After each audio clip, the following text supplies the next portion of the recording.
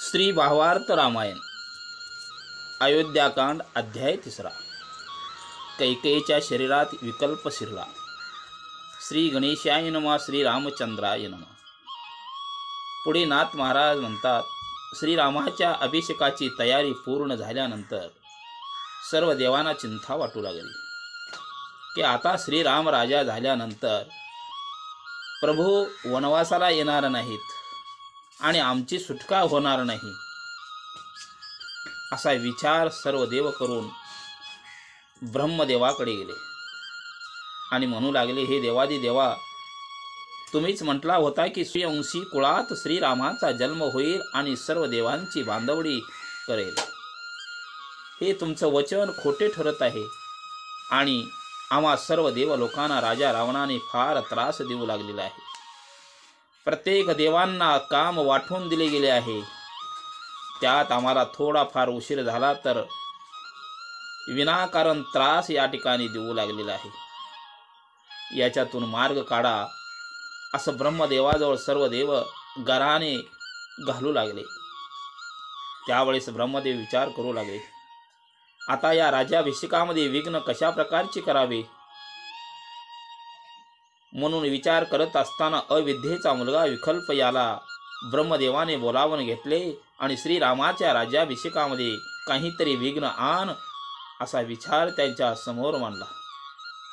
त्यावेळेस विकल्प बोलू लागला, हे देवादी देवा, ज्या प्रभू रामचंद्राचं नामस्मरण केल्यानंतर पाषाण सुद्धा तरलं जातं, पाषाणाचा उद्धार होतो, मग त्या रामापुढे मी कसे जाऊ. माझी ताकद रामनामापुढे होऊ शकत नाही, असं म्हटल्यानंतर ब्रह्मदेव म्हणू लागले, हे विकल्पा, तू मंत्रेच्या शरीरात प्रवेश कर. म्हणजे मंत्रा ही कैकेयीची दासी आहे आणि मंत्रा सर्व कैकेयीस बोललेले, कारण कैकेयी ही श्रीरामाचा द्वेष करते आहे. हा विकल्प कैकेयीच्या शरीरात प्रवेश होईल आणि अभिषेकास अडथळा होईल. मग आणि श्रीराम राजा होणार नाही, तो वनवासास जाईल आणि 33 कोटी देवाची बांधवडी सुटेल. असा सल्ला दिल्यानंतर विकल्प म्हणू लागला, देवा, ही मंत्रा अयोध्येत राहते म्हणून माझी ताकद तिथे जाऊ शकत नाही. मग ब्रह्मदेव म्हणतात, हे विकल्पा, मंत्रा ही नगराबाहेर वन क्रीडेला येईल, त्यावेळेस तिच्या शरीरात प्रवेश कर. असं म्हटल्यानंतर विकल्प बोलला, हे देवा, तुम्ही सांगितल्याप्रमाणे मी करेन, पण भरताला राज्य मात्र मिळू शकत नाही, यासाठी काय करावे. असे म्हटल्यानंतर ब्रह्मदेव म्हणतात की भरता, भरत राज्यावर कसे बसेल हे तुला मी सांगतो, ऐक. म्हणून ब्रह्मदेव बोलू लागले, दशरथ राजाने कैकेयीस 2 वर दिले, त्यात एका वराने रामाला वनवास व दुसऱ्या वराने भरताला गादीवर बसवावे. असा म्हटल्यावर विकल्पाला आनंद वाटला आणि तेथून मंत्रेच्या शरीरात प्रवेश करण्यास निघाला. मात्र श्रीरामाच्या भीतीने लपू लागला आणि मंत्रेला हुडकू लागला आणि गुप्त राहून वनाच्या ठिकाणी हिवऱ्याच्या झाडाकडे दडून बसला आणि कलिंग फळाच्या आत गेला, कारण मंत्रेला ते फळ प्रिय वाटत होते. म्हणून कलिंग फळामध्ये प्रवेश केला आणि मंत्रा तिथे आली आणि ते फळ सुंदर अशा प्रकारे दिसले आणि त्या फळाला घेऊन खाऊ लागली. त्याच सरसी विकल्प मंत्रेच्या शरीरात प्रवेश करण्याची संधी प्राप्त झाली आणि क्षणाच्या आत तो सर्वांग व्यापला आणि मंत्रा भरताच्या राज्याभिषेकाची स्वप्ने पाहू लागली आणि तिने कैकेयीच्या महालात आली आणि मंत्रा द्वेषाने अंगण झाडू लागली आणि रामाच्या अंगावरती धूळ खराट्याने टाकली. त्यावेळी श्रीराम मंत्रेला शाप दिला की तू वाकून खराट्याने माझ्या अंगावरती घाण टाकलीस, तू कुबडी होशील. असं म्हणता क्षणी ती कुबडी झाली, म्हणून तिला कुब्झा म्हणू लागले. आणि ही मंत्रा राजमहालातील दिवे आरास ही बघून तिचे डोळे फिरू लागले. त्यावेळेस कैकेयी बसली असताना मंत्रा तिथे जाऊन थरथरा कापू लागली. मग कैकेयीला बोलू लागली की हे कैकेयी, तुला काय कळू लागली आहे की नाही.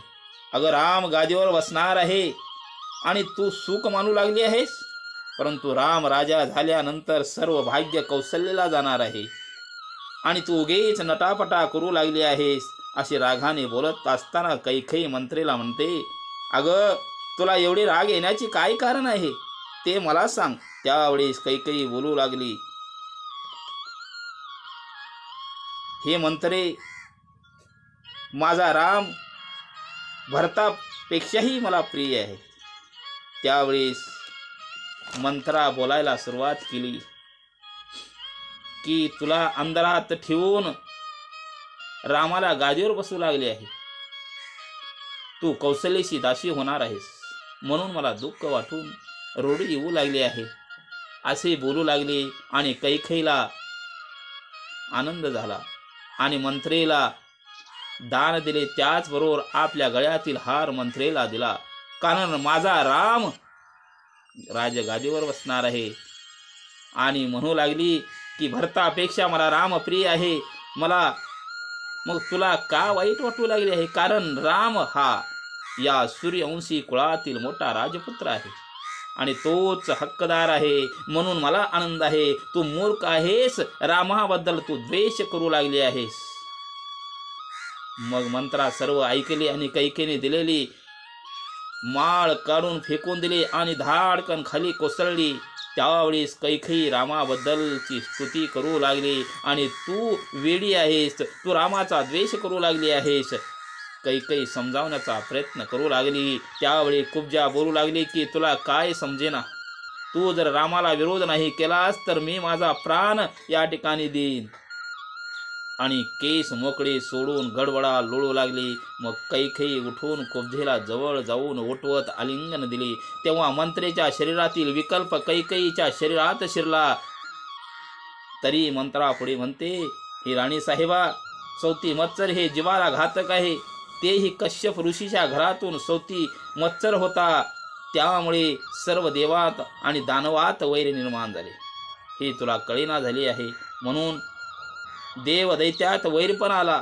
केवळ कश्यपाच्या घरी सौत्या होत्या म्हणून कुणाचेही जमले नाही. असे अनेक उदाहरण देऊन सांगू लागले. मग कैकेयीला वाटू लागले की आता राम राजा होणं हे घातक आहे. तुझे खरे आहे, मी राजा दशरथाला वश करते, परंतु वसिष्ठ हे माझं ऐकणार नाही, म्हणून माझ्या भरताला राज करणे अवघड आहे. त्यावेळेस मंत्रा म्हणते की हे राणी साहेबा, फक्त माझा ऐक, मगच भरत राजा होईल. मग कैकेयी म्हणू लागली, तुझी युक्ती मला सांग, मी ऐकते.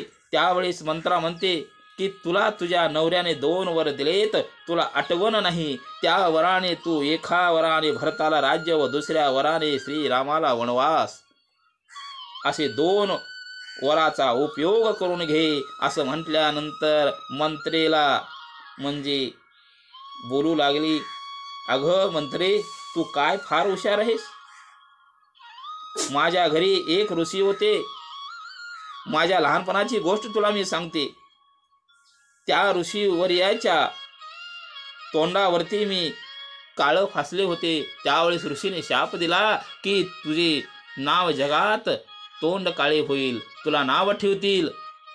मग त्यावेळेस मी उशाप मागितला आणि उशाप मागत असताना ऋषीवर्य देवाची पूजा करत असताना देव एक एक पाण्यामध्ये घालून धुवू लागले. त्यावेळेस मी त्यांना मदत केली आणि मदत करते वेळेस मला उशाप दिला. ज्या हाताने मला मदत केलीस त्याच हाताने तुझ्या नवऱ्या राजा दशरथाला मदत करशील आणि विजयी करतील. त्यावेळेस तुझं लोक नाव घेतील, असा उशाप त्यांनी मला दिलेला आहे. त्याच वेळेस तुझा जय जयकार होईल.